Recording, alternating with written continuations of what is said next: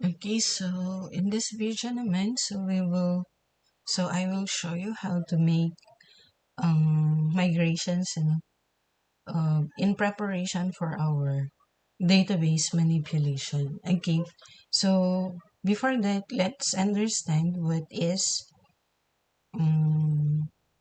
migration all about. So you just go to the Laravel documentation and then look for the database or migrations. Okay, so as you can see here, sabi niya migrations are like version control for your database. So allowing your team to define and share the application's database schema definition. So usually, ang ginagawa natin is we do manually add a column to our database. No? So for now, i-run nyo na si MySQL tsaka sa Apache. Okay, of course. Kasi gagamit na tayo dito ng MySQL as our database. So, click niyo si admin. Okay, so usually yung ginagawa natin when we are going to create our database, so dito na tayo naglalagay. Kunwari, CS. Okay, create tayo dyan. And then, dito ka mag-create ng table mo.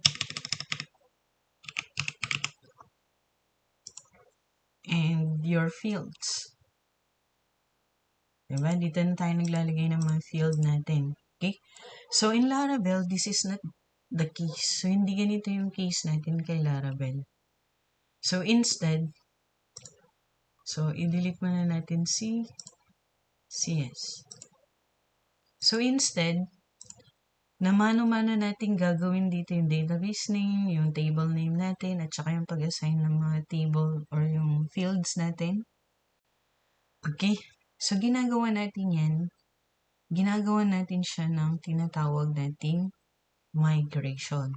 Okay? So let's understand migration here. So, dito, kung mapapansin ninyo, puntahan nyo yung database dyan na folder. Inside your database folder, may kasama dyan. So, we have 3 folders here, factories, migrations, and seeders. So, click nyo yung migration. So, by default, meron na tayong 3 migrations dito. Okay? So, kung mapapansin niyo, dito sa migration na to is we are defining the structure of our table. So, meron tayong users. So, yung pag-define ng ating table, okay, it's inside the app function. So, may another function tayo dito for our migration na down. But, ang ano naman dito, kapag daw nag-exist na yung ating table na to, so i-drop niya. Okay? But dito, this is the actual definition of our database or tables. So, dito we have the creation of users table. At ito yung mga fields natin. So, this is the structure of our table. And dito yung mga field, ito yung field name natin na inassign natin. And this one, ito yung mga tinatawag nating what do you call this one? Data type. Okay? So, timestamps. So, naka-timestamp yan. And then, ito naman yung kanyang properties na inilalagay natin. So, kapag unique siya, lalagay natin. Kapag na-label siya, ilalagay natin. Okay? So, dito meron din tayong iba pang properties niya. So, if you're going to check it here, so, ayan. Okay? So, null. So, etong mga to, yung tinatawag nating migration. So, this is where we define our table here. Now, ang tanong natin, paano tayo gagawa ng database natin dito? Okay, so database name natin. So as of now, these are the default na mga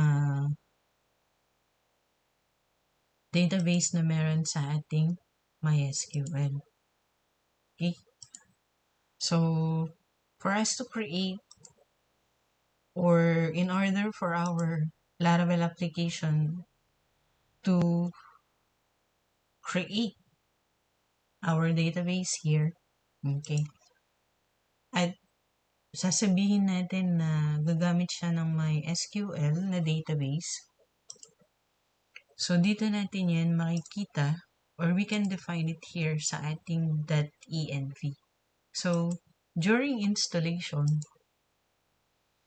lahat ng mga sinet natin during installation, so dito niya inilalagay. So, by default, ang pinili nating connection natin na database natin before or during installation is the SQLite. Kaya, nilagay niya dito SQLite. Okay. So, ngayon, so since babaguhin ko to, gagamit ako ng MySQL, I need to enable this DB host, DB port, DB database, DB username, and DB password. Okay, kasi we will be needing this for our MySQL database. Okay, so this time, the database here na Laravel, ito yung magiging database name natin. So instead na Laravel yung magiging database name natin, so you can change it here. So project, so natin management system. So gusto ko, my database name would be project_management_system. So, i-save natin. Ngayon, ang tanong natin, how are we going to place it here? Okay, yung project management system na dinefine natin dito na magiging database name ko. So, meron tayong command to do that. Okay? And also, kapag nag-create siya ng database name na project management system, meron siyang kasamang mga tables na makre-create. At yung mga tables na makre-create na yan ay manggagaling dito sa ating tinatawag na migrations. Ito yung mga yan. So, later on, magkakaroon tayo ng users table and here are the structure of that table. Okay, so let's migrate this. Okay, so we will be using the migrate command. So take note, we do not have here the project management system na database. So using this command, so we are now migrating. So in short, we are creating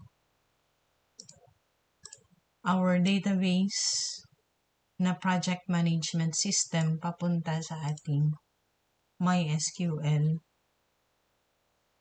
database. Okay? With matching tables. Ito yung mga default. So let's use this command.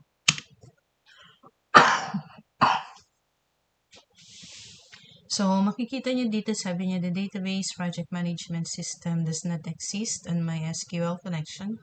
So, would you like to create it?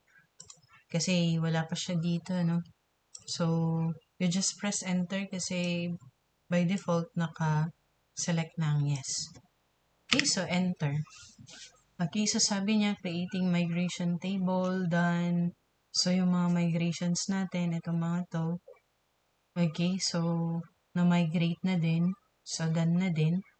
Okay, so, ibig sabihin yan, meron na tayong mga tables na users, password reset tokens, at saka sessions, cache underscore locks, at saka jobs underscore batches, and fields underscore jobs. So, saan nyo ilalagay ito mga to? So, from our database project project management system na database. Okay, so let's refresh this. Then mapansin nyo, we have now the project management system. Now, if we're going to load this, we have here the different tables. So, saan galing itong mga table na to? So, it's from the migrations. So, click natin si users. Then, check this structure. Okay? So, from here, so kung mapapansin niyo, saan galing si users, ito siya. So, we are creating a table name users. Okay? Meron siyang ID. Meron siyang name. So, naka-bar char yan kasi string.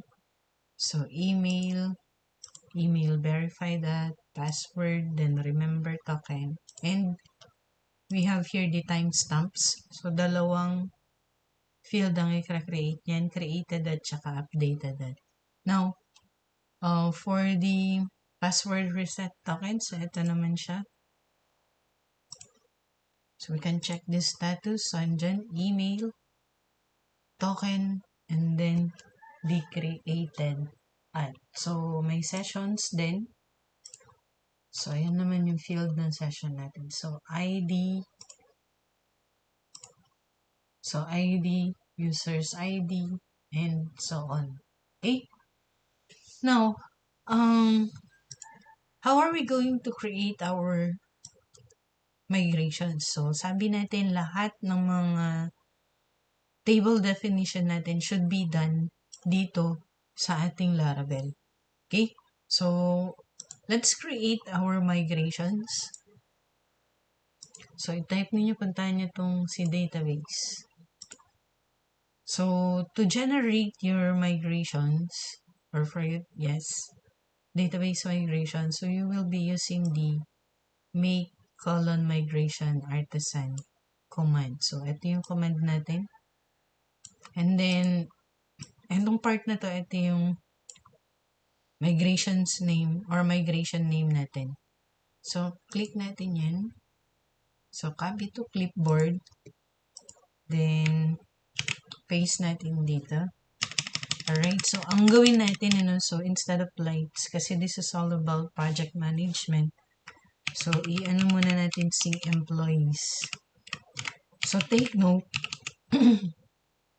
when you are creating your tables here in Laravel, so dapat in plural form siya. So, okay? Plural form. Lagyan ng S. Kasi meron tayong snake case or merong case dito sa Laravel na tinatawag nating snake case para automatic magkita silang dalawa. So, dapat yung table name mo ay naka-plural form tapos yung model mo naka-singular form for them to automatically connect. However, kapag di mo na-satisfy yun, medyo dami ka ng code because you have to configure it dahil hindi mo nasunod yung tinatawag nating snake case. So, later on, may encounter natin yan. Okay, so for now, let's create our migration here. So, take note, pag daragdag dito, yung ating create employees table. So, enter. Yan, successfully created. So, makikita nyo, dito na siya ngayon. Okay, so by default, so meron tayong up and down na functions.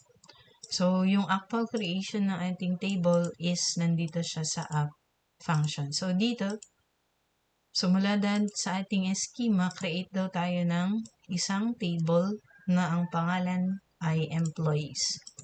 And dito sa loob dito, yung blueprint niya or yung structure niya. So, dito, may dalawa na siyang by default na kasama, yung ID for the primary key and then yung timestamp. Okay? So, i-type natin ito. So, yung part na yan. So, ibig sabihin yan, magdadagdag ako ng first name, last name, middle name, tsaka age, at tsaka email. So, they are all, naka-string. Ang integer lang ay si age. Then, the middle name is nullable. And then, so bakit na label ang nilagay ko dyan? Para sa ganun, yung mga walang mailalagay na middle name, so tatanggapin pa rin ng ating database. Otherwise, mag-error yan. Then, dito naman, yung email natin should be unique. So, walang magkakaparehas. Okay? So, paano natin, ang tanong ngayon, so how can we include our employees table here? So, as of now, wala kasi yan. Ano? So, ang gawin natin, save nyo to. Then, gamitan natin ulit ng PHP artisan migrate. So, kapag in-enter nyo yan, pag sinabi niyang running migrations, so, ano na yung niran niyang migrations? So, it's the employees table. Ito yan. Now, if you're going to check it here, so, andito na si ating employees table. And then, as you can see, ito na yung structure natin. Okay? So, yan yung dinefine natin dito. We have the ID, first name, last name, middle name, age, email. And for the timestamps, itong dalawang yan. So, yan yung ating migration. Okay. So, kung i-check natin, so as you can see, meron na tayong mga migrations dito. So, we can check the status of our migration. So, artisan migrate. Okay. Status. So, as you can see here, itong mga migrations natin.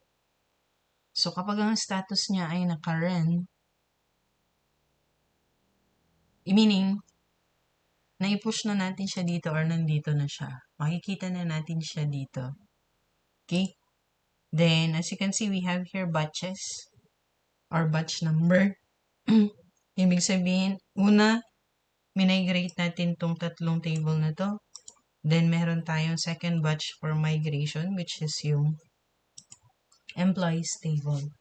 So, ano yung good thing kapag nalaman natin yung mga status nito? Because if you want to, let's say, gusto kong tanggalin itong table na employees dito from my database, so pwede natin siyang i-roll back. Okay? Kung gusto kong tanggalin kasi may nakalimutan ako o kaya may tatanggalin ako. Okay, so we have to PHP artisan. So, check this spelling. So, migrate, roll back. So, kapag ni-roll back natin, so sabi niya rolling back migrations. So, yung ating employees table, so it's done. So, check ninyo dito. Refresh nyo lang to. The employees table here. Okay? So, wala na siya. Kasi that's the use of rollback. Ibig sabihin, ibalik natin sa dati. Kumbaga, so kapag once nyong ginawa yung rollback na to, once lang din, kung ano yung pinaka-latest na batch sa pag-migrate natin, yun ang kanyang tatanggalin. So, if you're going to run this again, okay? So, pati itong mga to, i-rollback niya lahat yan.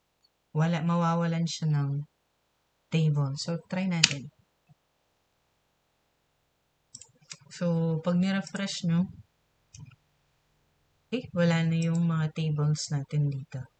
So, migration na lang. So, by default kasi kasama to.